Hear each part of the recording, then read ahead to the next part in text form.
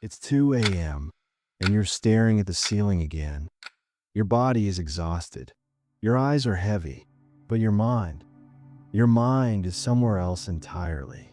Replaying the meeting from Tuesday, calculating tomorrow, spiraling into something you can't even name. You feel like something is broken inside you. But what if it isn't? What if the real problem isn't that your sleep is broken, but that no one ever told you how your ancestors actually slept? Here's the truth that modern medicine almost buried. For the vast majority of human history, people did not sleep the way you've been told they should. Not 8 hours straight. Not in silence. Not alone in a sealed room with blackout curtains and a white noise machine. They slept in two pieces. This isn't a theory. It isn't a wellness trend.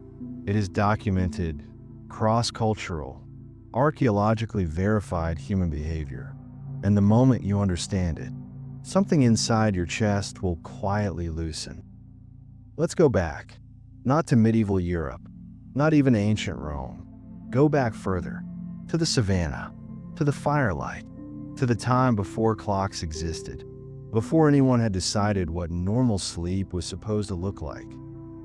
Your ancestors slept in groups. Always. Solitary sleep was not a choice. It was a death sentence. Alone in the dark, the predators found you. So they slept pressed together for warmth, close enough to hear each other breathe. The sounds of the group were a living signal that everything was still safe, and the fire was everything. Imagine lying on dry grass, the warmth of it pressing against your back, the orange glow flickering across the faces of the people sleeping around you, the smell of wood smoke in the air, the low crackle, the occasional pop of a burning branch.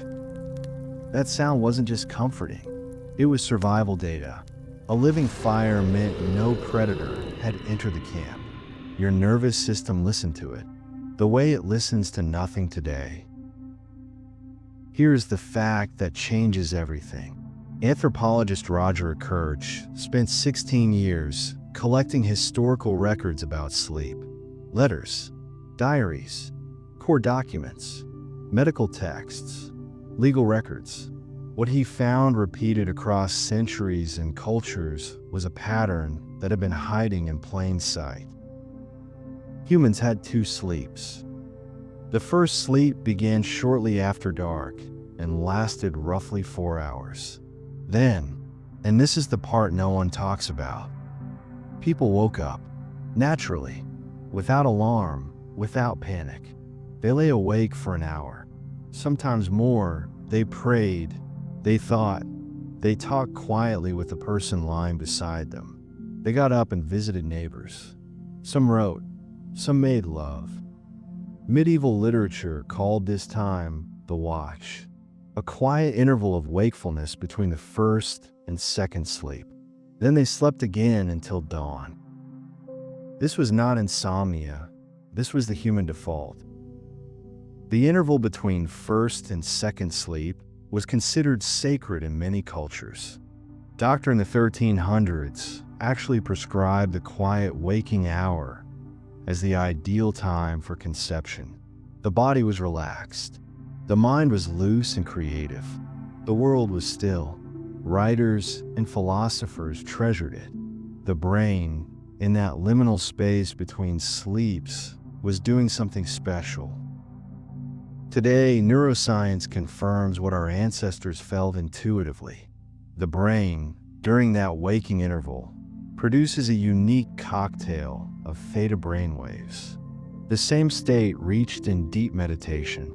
Your prefrontal cortex, the part that judges, plans, and criticizes, goes quiet. Your imagination becomes vivid. Problems that seemed impossible the night before suddenly untangle themselves.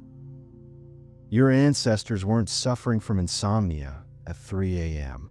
They were having their most creative, spiritually alive moments of the entire day. Now here is the evolutionary mismatch, the point where past and present collide. Back then, Waking after first sleep was biological, expected, and filled with quiet ritual. Now waking at 2 a.m. feels like failure, like something's wrong with you. And because you believe something is wrong with you, your nervous system spikes with cortisol, your heart rate rises, and your mind begins to chase itself in circles. The anxiety about not sleeping is making it impossible to sleep. The Stoics had a name for this. Marcus Aurelius wrote it down. You suffer more in imagination than in reality. The moment you label the wakefulness as broken, it becomes a threat. And your ancient brain, the part still listening for predators in the dark, responds to a threat by keeping you awake. Your brain thinks 2 a.m. to 3 a.m. is dangerous because you've told it that it is. But what happens when you change the story? What happens when you wake at 2 a.m. and instead of reaching for your phone, instead of calculating how many hours of sleep remain, you simply let it be, lie still, breathe slowly, let your mind wander without direction. This is not lost sleep. This is first sleep ending, exactly as it was designed to. The sensation you feel in that interval, that soft, weightless space between waking and sleeping, is not dysfunction. It is the oldest human experience on Earth. Millions of people before you have lain in that exact same stillness, listening to the fire, breathing beside the people they loved, thinking thoughts that had nowhere to be. And here's the part that reaches across 50,000 years and lands directly in your chest.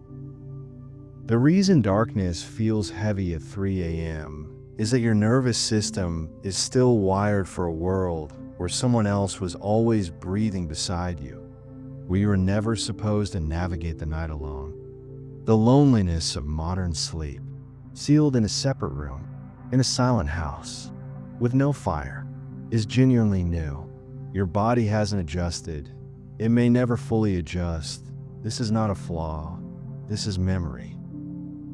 So tonight, when the darkness wakes you and the ceiling stares back and your mind reaches for something to grip, remember that this is not the moment your sleep broke.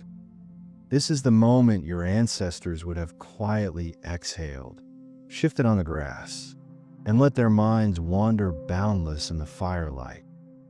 You are not broken. You are just remembering something very old.